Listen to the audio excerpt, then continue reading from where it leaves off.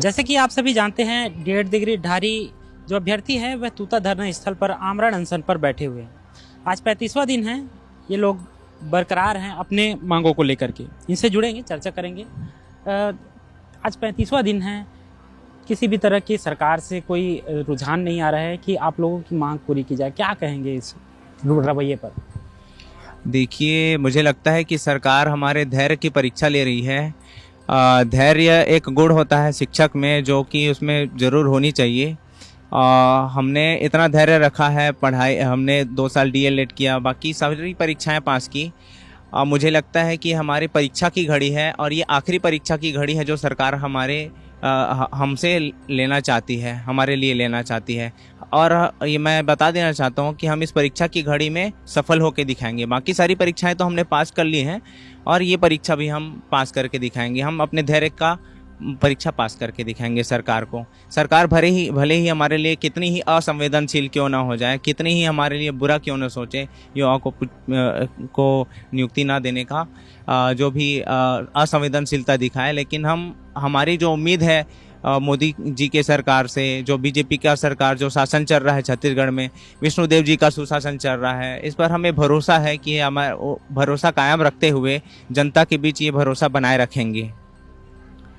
परीक्षा की आपने बात की, मैं आपसे जानना चाहूँगा, क्योंकि आप जिस तरह से तैयारी किए होंगे, कैसा रहा जब आप शुरुआत किए इस परीक्षा को देने के लिए? जी, मेरे पिताजी भी एक शिक्षक हैं, तो मोटिवेशन तो मुझे अपने घर से ही मिला था कि एक शिक्षक बनना है, देश की सेवा करना है और बच्चों का भविष्य गढ़ना है। तो धीरे धीरे मैंने तैयारी शुरू की, 12वीं पास किया, उसके बाद मैंने डीएलएड किया। डीएलएड में 2 साल प्रशिक्षण लिया। प्रशिक्षण में बहुत तमाम प्रकार के हम लोग प्रशिक्षण सीखे कि बच्चों को कैसे पढ़ाना है, कैसे हैंडल करना है, स्कूल को कैसे हैंडल करना है, बाकी सारी गतिविधियां हम सीखते थे, बहुत सारी गतिविधियां सीखते थे। उसके बाद हमने सीजी टेट पास किया और बाकी सारी परीक्षाएं भी फिर धीरे धीरे वो हमारे अंदर उतरती गई कि एक शिक्षक को कैसे होना चाहिए। पूरा व्यवहार सीखा एक शिक्षक का, शालीनता व्यवहार, धैर्यपूर्ण व्यवहार, सारी चीज़ें सीखी। अब हमें इस मुकाम पे आने के बाद इतना हतोत्साहित महसूस हो रहा है कि सरकार हम पर ध्यान नहीं दे रही है। हम इतना कुछ सीखे हैं, लेकिन फिर भी मेरिट में आने के बाद भी सरकार हम पर ध्यान नहीं दे रही है। मैं ध्यान केंद्रित करना चाहूँगा इस बात पर कि सरकार बोलती है बार बार कि हमारा कट ऑफ रैंक नीचे चला गया है, जबकि नोटिफिकेशन में किसी भी कट ऑफ रैंक की बात नहीं की गई थी, ना ही किसी पासिंग मार्क की बात की गई थी। इसके लिए सीजी टेट का परीक्षा होता है और सीजी टेट का परीक्षा में हमको न्यूनतम 75 अंक लाने होते हैं। उन न्यूनतम 75 अंक हम ला करके, पास हो करके, मेरिट में 60 से ज़्यादा हमने अंक अर्जित किया है और उसी अधिकार को लेकर के हम बैठे हैं कि मेरिट में जितने बच्चे हैं उनको जितने बचे हुए पोस्ट है उसके आधार पे वेरिफिकेशन करा के पात्र जितने अभ्यर्थी हैं उनको नियुक्ति दिया जाए करके। हम ऐसा नहीं बोल रहे हैं कि अपात्र अभ्यर्थियों को नियुक्ति दिया जाए। पहले डॉक्यूमेंट वेरिफिकेशन करा ले सरकार, जैसा कि बाकी 4 चरणों में किया गया है, उसी प्रकार से करे। ऐसा 5वां जो चरण था उसमें सीधा स्कूल अलॉट कर दिया गया था, जो कि न्याय सम्मत नहीं था। क्योंकि आप पुराना नोटिफिकेशन देखेंगे 2023 का, जिसमें हम लोग परीक्षा दिलाए थे, तो उसमें ऐसा था कि पहले डॉक्यूमेंट वेरिफिकेशन होगा, उसके बाद स्कूल अलॉटमेंट होगा। तो 5वें में सीधा उलट पलट कर दिया गया था, जो कि न्याय सम्मत नहीं था। इसी कारण से हम लोग यहाँ पर ऐसे बैठे हुए त्रस्त हो रहे हैं। यहाँ 6वीं सूची का लिस्ट जारी करने का आप लोगों का मांग है। जिस तरह से अब पेपर का समय आ रहा है, बच्चों का स्कूलों में परीक्षा होना चाहिए, लेकिन आप लोग जहां अभी आप लोगों को स्कूल में होना चाहिए था, नियुक्ति होती, आप लोग जिस तरह के सपने लेकर के चले थे, अभी आप लोगों को खुद परीक्षा देना पड़ रहा है। क्या कहेंगे अब इसको हम सरकार से अपना सब्र का ही फल देख रहे हैं ना। जितना हम मतलब मेहनत पढ़ने में किए थे, परीक्षा दिलाने में किए थे, उससे ज़्यादा कड़ी मेहनत एक नियुक्ति पत्र लेने में हमें लग रहा है ना। और सरकार को समझना चाहिए, क्योंकि सरकार जो है सुशासन देव की सरकार है और हम उनसे हाथ जोड़कर विनती करते हैं कि जो हमारे दुख और तकलीफ़ है उन पे जल्द ही निर्णय ले और हम सभी भाइयों और साथियों को 2300 पदों पे तत्काल नियुक्ति देने की कृपा करेंगे। कहाँ से हैं आप? मैं बलौदाबाजार ज़िले से हूँ और मेरे 2 छोटे छोटे बेटियाँ हैं और मैं 10 साल बाद मुझे मौका मिला था परीक्षा में बैठने के लिए। और मौका मिला तो मैं जो 6285 पर जो निकाला गया सहायक शिक्षक उसके अंदर में हूँ। मैं उनके बाहर नहीं हूँ, मैं उसके अंदर रैंक में हूँ। उसके बाद भी शासन द्वारा बार बार ये भ्रांति फैलाया जा रहा है कि हमारा कट ऑफ रैंक नीचे चला गया है। वास्तव में कट ऑफ रैंक नीचे नहीं गया है। अगर सही सिरे से छानबीन की जाए शिक्षा विभाग द्वारा, इतने बड़े बड़े IAS अधिकारी सब लगे हैं, तो हम सभी जो है 6285 पदों के अंतर में ही हैं, किसी भी प्रकार से बाहर में नहीं हैं।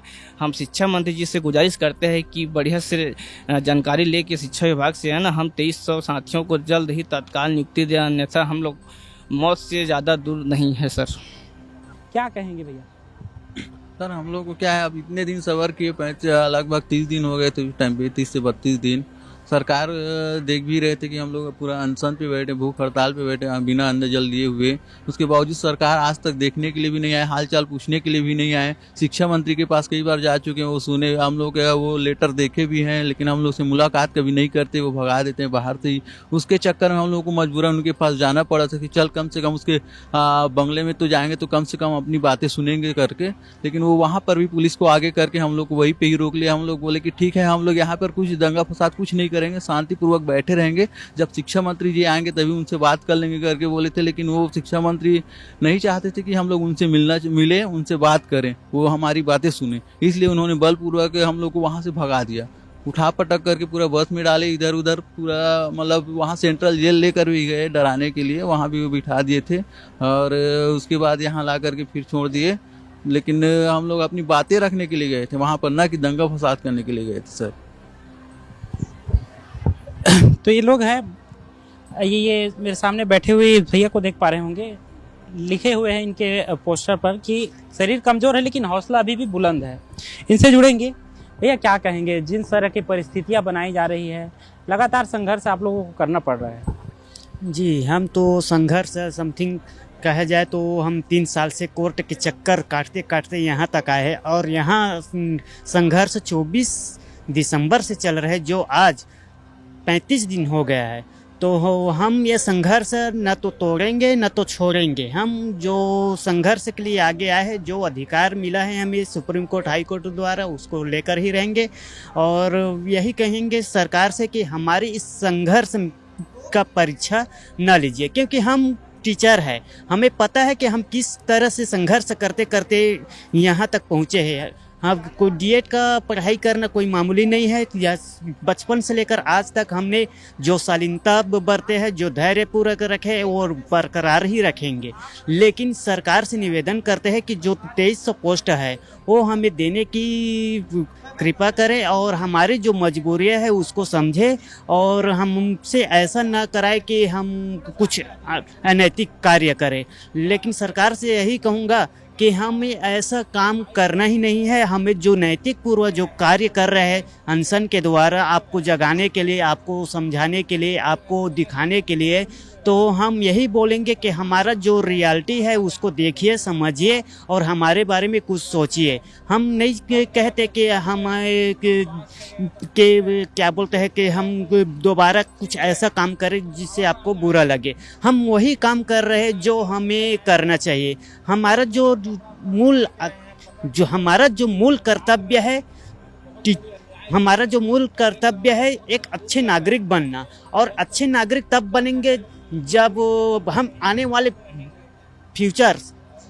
फ्यूचर के लिए अच्छे से कार्य करें और अच्छे से बच्चों को एक शिक्षा दे। कहते हैं ना कि टीचर राष्ट्र निर्माता है, तो राष्ट्र निर्माता तब होगा जब बच्चों को अच्छे शिक्षा मिलेंगे। और हमारा जो DED का ट्रेनिंग है वो छोटे बच्चे से के लिए है, क्योंकि वो बच्चा न्यू से पढ़ कर आएगा तो फिर आगे अच्छा ही सोचेगा। तो सरकार से यही विनती है, अनुनय है कि हमारा जो पोस्ट बचा है उस पर ध्यान दीजिए और देने का कृपा करें। कहाँ से हैं आप? मैं बिलासपुर से हूँ। तो ये लोग हैं, लगातार पिछले 1 महीने से अधिक समय हो चुका है विनती सरकार से कर रहे हैं और चूँकि लंबा समय हो चुका है, अब इनके समर्थन में जो परिजन हैं, इनके परिवार के लोग हैं, वो भी पहुँचे हुए हैं। आपसे जानना चाहूँगा, कहाँ से आए हैं अंकल जी? मैं मस्तूरी ब्लॉक एराम साई से आया हूँ। कौन है आपके अभ्यर्थी, कौन है आपके? पटेल। हाँ, लड़की है, उसको लेकर आया हूँ। क्या कहेंगे, इतनी लंबी लड़ाई कोर्ट में भी लड़ ली है, अब इस तरह की परिस्थितियां बन रही है, अब आप लोग भी समर्थन में आए हैं, यहाँ आकर के बैठे हुए हैं। जब हाई कोर्ट ने निर्णय दे दिया है, सुप्रीम कोर्ट दे दिया है, तो उसको तत्काल करना चाहिए। यहाँ भीड़ करने की क्या जरूरत। हम मजबूर हैं, किसान किसी प्रकार से धान वान बेचकर पढ़ाई लिखाए हैं, तो कोई मतलब ही नहीं है। अब मैं यही कहना चाहता हूँ, धन गया तो सब गया, स्वास्थ्य गया तो कुछ गया, चैत्र गया तो सब चीज गया। तो यहाँ रावण राजा आ गया है, लड़की को जबरदस्ती घसीट के बस में चढ़ा रहे हैं, कितना अन्याय है चीज है। तो इसके लिए तो बहुत मुझको गलत लग रहा है ये। और गजेंद्र यादव को जितना जल्दी हो जा सके नियुक्ति दे, ताकि हड़ताल भी खत्म हो जाए, यही कहना चाहता हूँ। क्या कहेंगे अंकल जी, कहाँ से आए हैं आप? मैं बिलासपुर जिला परसाही साहब बिल्हा ब्लॉक से लड़की को लेकर आया हूँ सर। 3 साल हो गया, अभी अब शादी भी करने योग्य हो गया, शादी नहीं कर पा रहे हैं। गरीब आदमी है, ले देकर यहाँ तक पहुँचाएं, पढ़ाएं लिख। जिस तरह से आपने इतना पढ़ाया लिखाया, उनको सपने रहे होंगे, क्योंकि कोई भी पिता रहे अपने बच्चे के लिए भविष्य में अच्छे करे सोचेंगे, लेकिन जिस तरह के संघर्ष अभी करते देख रहे हैं, आप लोगों में क्या बीत रही होगी? अब बहुत दुख है घर में, मतलब सब सोच विचार करके खाना पीना नहीं बन रहा था। अभी कुछ समय बीच में ना थोड़ा सा उमंग आया, तो भी अब टूटते नजर आ रहा है। शादी भी करना है, घर में पैसा भी नहीं, इतना महंगाई भी है। रोजगार गारंटी में मैं मेट का काम करके पढ़ाया हूँ दोनों बच्चे को, एक लड़का एक लड़की है मेरा। अब यहाँ तक ले दे के पहुँचा है वो, आज भी अब वो टूटने वाला है, समझो, विश्वास नहीं हो रहा है। तो ये वे तमाम डेढ़ अभ्यर्थी हैं जो सपने लेकर के चले थे कि हम बच्चों को पढ़ाएंगे, क्योंकि शिक्षा के इन लोगों ने जिस तरह से हमें सिखाया जाता है कि शिक्षक जो होता है वो दीपक की भांति होता है, वह स्वयं जलकर प्रकाशित करता है। लेकिन जिस तरह से इन लोगों को अभी जलना पड़ रहा है, इन लोगों में काफ़ी जो निराशा है वह आप देख ही पा रहे होंगे। अब देखने वाली बात यह है कि आखिर इनकी मांगें कब तक पूरी की जाती है, सरकार तक ये बात कब पहुंचता है। हम तो इतना ही कहेंगे कि जरा ध्यान दीजिए सरकार। कैमरा पर्सन दिनेश के साथ द वॉइस टीवी के लिए नीलचरा पटेल, रायपुर से।